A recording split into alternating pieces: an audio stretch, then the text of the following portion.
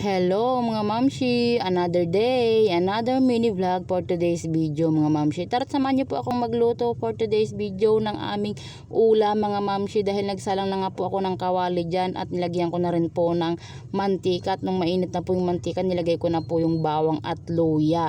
Kung napansin niyo po, di ko po nilagyan ng sibuyas, wala po kaming sibuyas mga mamshi. Tipid-tipid din pag may time, charot. Ayan po, dahil nilagay ko na nga po yung bawang at luya, nung pagkasangkot ko po yung bawang at luya, nilagay ko na rin po yung manok. And then nung pagkalagay ko po yung manok, nilagyan ko na rin po ng paminta at bechin mga mamshi. Ayan po.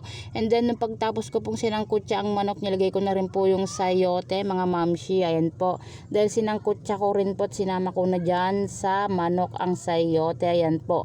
At nung pagtapos pong sinangkutsa, nilagyan ko na rin po ng tubig yan mga mamshi. Hintayin lang po natin kumulo.